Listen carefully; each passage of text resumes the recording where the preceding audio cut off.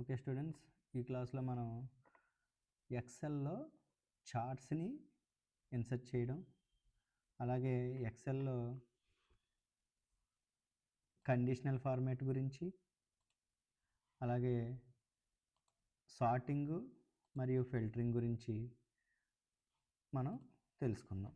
First of all charts అసలు ఎందుకు, charts ఎందుకు, చార్ట్స్ అండ్ గ్రాఫ్స్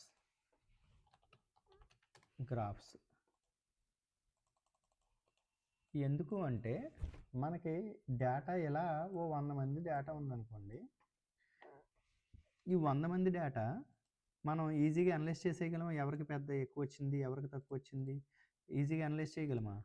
చాలా టైం తీసుకుంటుంది. ఎందుకంటే మన మైండ్ చాలా క్యాలిక్యులేషన్స్ చేయాలి. అక్కడ 96 కంటే 25 చిన్నదే, సో 96 పెద్దది, దానికంటే 65 చిన్నదే, సో 96 పెద్దది. ఇలాగా 100 సెల్స్ ఉంటే 100 సెల్స్ని మనం ఏది పెద్ద ఏది చిన్న అని క్యాలిక్యులేట్ చేయడానికి ఎంత టైం పడుతుంది?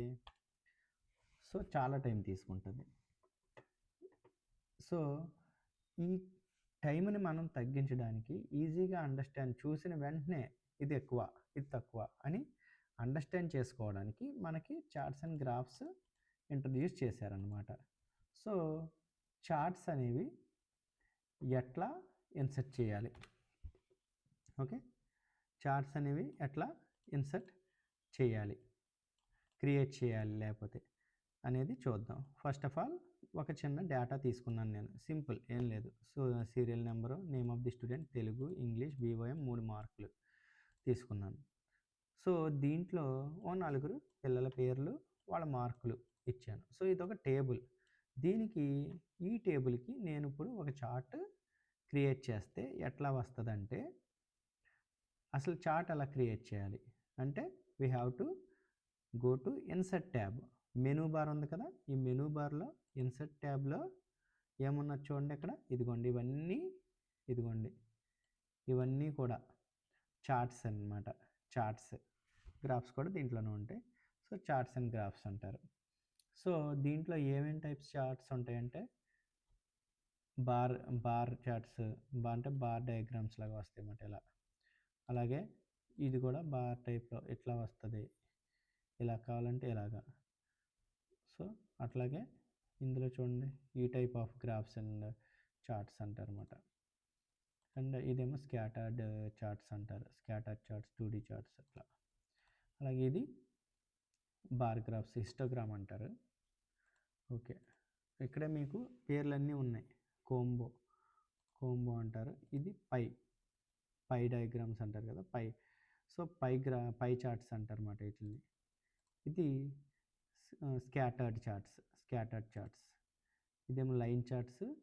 ఇది స్కాటర్డ్ అంటే చుక్కలా ఉంటే స్కాటర్డ్ చార్ట్స్, ఇలా చుక్కలా ఉంటుంది. మీరు పరీక్షలో కూడా ఈ బొమ్మ వేయచ్చు, స్కాటర్డ్ చార్ట్ అని పెట్టి ఇదిగోండి ఈ బొమ్మ వేయచ్చు. ఇట్లా ఒక 2 లైన్స్ గీసి X యాక్సిస్ Y యాక్సిస్ మధ్యలో కొన్ని డాట్స్ పెడితే అదే స్కాటర్డ్ చార్ట్. అలాగే లైన్ చార్ట్ అంటే 2 గీతలు గీసి, అదే XY లైన్ గీసి దాంట్లో 2 గీతలతో గీస్తే అది 2D లైన్. అలాగే 3D లైన్ అంటే కొంచెం మనకి 3D షేప్స్ తెలుసు కదా, ఆ టైప్లో గీస్తారనమాట. అలాగే bar graphs, column graphs, tree maps, అలాగే ఇవన్నీ కోంబో, ఇవన్నీ అవసరం లేదు. మెయిన్ మీరు రాయాల్సింది pie chart, scatter chart, line chart, bar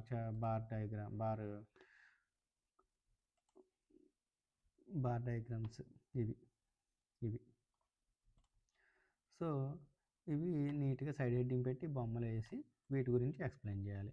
so ఇట్లా నేను ఒక టేబుల్ గీసాను. ఇప్పుడు దీనికి ఎగ్జాంపుల్ నేను పై చార్ట్ చెప్తాను. పై చార్ట్ ఎలా గీయాలి అంటే చూడండి, జస్ట్ దాంట్లోకి వెళ్ళి 3D కావాలంటే ఎట్లా అంటే రియల్ వరల్డ్ ఆబ్జెక్ట్ లాగా ఉంటుంది అనమాట. ఇలా పట్టుకోవడానికి వీలుగా ఉన్నట్టుగా కనిపిస్తుంది అది 3D. అదే ఇదైతే జస్ట్ ఒక బొమ్మలాగా ఉంటుంది, ఓకే, లైన్స్ లాగా ఉంటుంది. ఇది పట్టుకోవడానికి ఉన్నట్టే ఉండదు. ఇదైతే చూడండి, ఇది తేడా అదే, ఓకేనా. సో 2D అనే గీస్తున్నాను, నేను క్లిక్ చేస్తున్నాను. సో 2D పైన మీద క్లిక్ చేస్తే చూడండి, ఇప్పుడు ఇక్కడ ఉన్న టేబుల్కి ఒక చార్టు క్రియేట్ అయిపోయింది.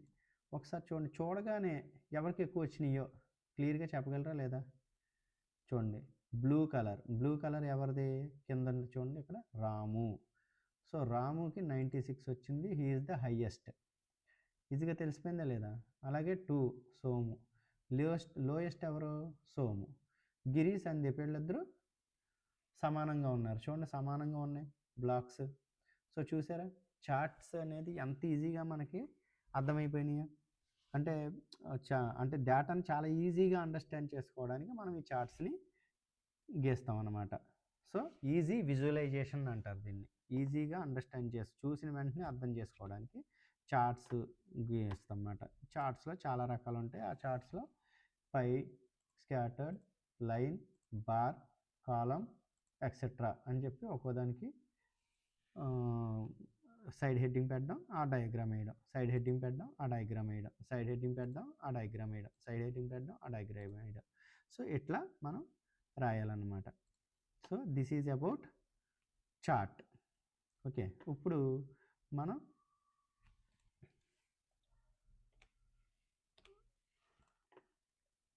హోమ్లోకి వద్దాం. Conditional formatting. ఈ కండిషనల్ ఫార్మాటింగ్లో ఏంటంటే మనకి ఒకే సెల్లో ఒక 100 వాల్యూస్ ఉన్నాయి. 100 వాల్యూస్లో సేమ్గా ఉన్న వాటిని నేను తెలుసుకోవాలంటే ఏం చేయాలి అంటే, ఇప్పుడు ఇందులో 2 65లు ఉన్నాయి అవునా? సో డూప్లికేట్ వాల్యూస్ నేను తెలుసుకోవాలంటే సింపుల్గా ఇక్కడ అంటే 4 ఉన్న వాల్యూస్, సో 2 డూప్లికేట్స్ ఉన్నాయని తెలిసిపోయింది. అదే 100 వాల్యూస్లో డూప్లికేట్స్ ఎన్ని ఉన్నాయో నువ్వు ఈజీగా చెప్పగలవా? చెప్పలేవు. సో దానికోసమని జస్ట్ సింపుల్గా ఆ కాలంని సెలెక్ట్ చేయడం, అంటే ఏ కాలంలో అయితే కావాలో ఆ కాలంని సెలెక్ట్ చేయడం, కండిషనల్ ఫార్మాటింగ్కి వెళ్ళడం, తర్వాత హైలైట్ సెల్స్ రూల్స్, దీంట్లో డూప్లికేట్ వాల్యూస్ ఉంది కదా, ఇది క్లిక్ చేయండి. ఇప్పుడు ఓకే చేయండి. చూడండి ఆటోమేటిక్గా మీరు ఇంకా ఎక్కడ డూప్లికేట్ కొట్టినా ఆటోమేటిక్గా మీకు డూప్లికేట్ చూపించేస్తుంది. సో చూడగానే మీకు డూప్లికేట్ ఎక్కడ ఉందో ఈజీగా అర్థమవుతుందా లేదా? సో ఇది కండిషనల్ ఫార్మాటింగ్ అన్నమాట. ఇందులోనే ఇంకా మనం గ్రేటర్ దాన్ వాల్యూస్ అని, లెస్ దాన్, బిట్వీన్, ఇవన్నీ కూడా దీంట్లో తెలుసుకోవచ్చు. సో ఇది ఒకవేళ మీకు అవసరం లేదంటే మళ్ళీ క్లిక్ చేసి ఈ కాలం సెలెక్ట్ చేసి ఇందులోకి వచ్చి క్లియర్ రూల్స్ ఉంది కదా, clear rules for selected cells, clear rules from selected cells click చేస్తారు, బయటకు వచ్చేస్తుంది. సో ఇలాగే మీరు కండిషనల్ ఫార్మాటింగ్లో ఈ డూప్లికేట్ వాల్యూస్ గురించి క్లియర్గా రాసి మిగతా ఈ greater than, less than, between, equal to ఇలాంటివి కూడా చేయొచ్చు అని చెప్పి రాస్తారనమాట. So this is all about conditional formatting. మనం ఇంకా డీప్గా చెప్పుకోవచ్చు, బట్ ప్రస్తుతానికి మీ క్వశ్చన్ వరకు ఎంతవరకు సరిపోతుంది. Next filter. So for suppose ఇక్కడ రాము, సోము, గిరి, సందీప్ ఉన్నారు. ఇందులో నేను ఆల్ఫాబెటిక్ ఆర్డర్లో పెట్టాలి. ఫర్ సపోజ్ ఆల్ఫాబెటిక్ ఆర్డర్లో పెట్టాలంటే ఫస్ట్ ఏమేమి రావాలి? జీ రావాలి అవునా? సో ఆ తర్వాత నెక్స్ట్ ఎస్ కానీ ఆర్ఎస్ ఆర్ రావాలి, తర్వాత ఎస్ రావాలి, అంటే సందీప్ రావాలి, లాస్ట్లో సోము రావాలి. సో అట్లా రావాలంటే నేను ఏం చేయాలంటే ఈ 4ని సెలెక్ట్ చేసి ఏ టు జెడ్ అని ఉంది కదా, దీన్ని క్లిక్ చేస్తాను. ఎక్స్పాండ్ సెలెక్షన్ అంటుంది. ఓకే, నాకు మొత్తం అన్నీ మారాలి. ఓన్లీ ఈ మాత్రమే మారితే, మార్కులు మారకపోతే మొత్తం వాల్యూసే తేడా వచ్చేస్తుంది, డేటా తేడా వచ్చేస్తుంది. సో నాకు మొత్తం ఎక్స్పాండ్ ది సెలెక్షన్ అని చెప్పి క్లిక్ చేసి సార్ట్. ఇప్పుడు చూడండి సోము లాస్ట్ వచ్చింది, సందీప్, రాము, గిరి కరెక్ట్గా వచ్చిందా? ఇప్పుడు మనం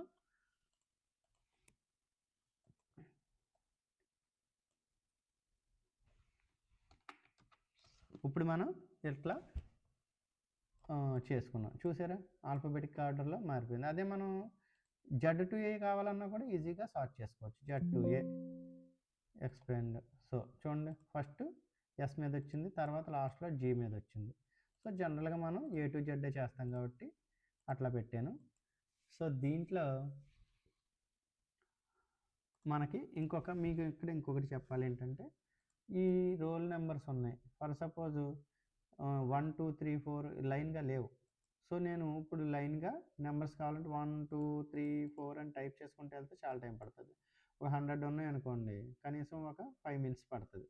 but with in a fraction of seconds నాకు కావాలంటే ఇలా ఈ సెల్కి చివరిలో ప్లస్ వచ్చింది కదా, ప్లస్ వచ్చిన తర్వాత క్లిక్ చేసి డ్రాగ్ చేయండి, డ్రాగ్ చేసి వదిలేయండి, అన్ని 1 1s వస్తాయి. సో ఇక్కడ దీని మీద క్లిక్ చేస్తే ఏ బాక్స్ వచ్చింది కదా, దాని మీద క్లిక్ చేస్తే ఫిల్ సిరీస్ అని ఉంది, ఫిల్ సిరీస్ క్లిక్ చేయండి, ఆటోమేటిక్గా ఫిల్ సిరీస్ ఫిల్ అయిపోతుంది. సో ఇది all about sorting and sorting. ఇప్పుడు ఫిల్టరింగ్ అంటే నాకు ఫర్ సపోజ్ ఇందులో ఫిల్టర్ చేయాలి అనుకుంటున్నా. ఫర్ సపోజ్ ఫిల్టర్ చూడండి, ఇప్పుడు 65 మార్కులు వచ్చిన వాళ్ళు కావాలి నాకు. ఫర్ సపోజ్ తెలుగులో 65 వచ్చిన వాళ్ళు కావాలి. సో నేను ఇది ఇలా సెలెక్ట్ చేసి, ఈ కాలం సెలెక్ట్ చేసి ఫిల్టర్ అని క్లిక్ చేస్తే ఆటోమేటిక్గా ప్రతిదానికి ఇదిగోండి ఇలా ఫిల్టర్ సింబల్ వచ్చింది కదా, ప్రతి కాలంకి వచ్చేసింది. సో ఇప్పుడు మీరు ఏ కాలం కావాలనుకున్నా ఆటోమేటిక్గా మీరు హ్యాపీగా చేసుకోవచ్చు, ఫిల్టర్ చేసుకోవచ్చు. ఎట్లా? తెలుగులో 65 మార్క్స్ వచ్చిన వాళ్ళు ఎవరో నాకు తెలియాలంటే జస్ట్ అక్కడ తెలుగు దగ్గర ఈ బాక్స్ని క్లిక్ చేసి ఫిల్టర్ బాక్స్ని అన్సెలెక్ట్ చేసేసి అన్నీ మీకు ఏది కావాలంటే 65 కావాలంటే 65 పెట్టండి.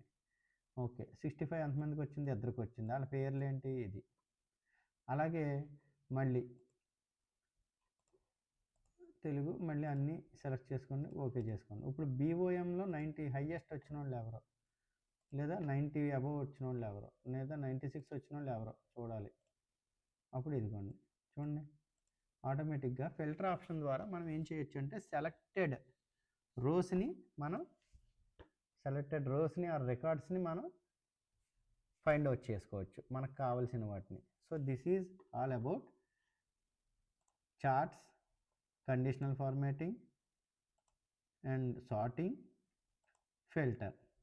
Okay, thank you.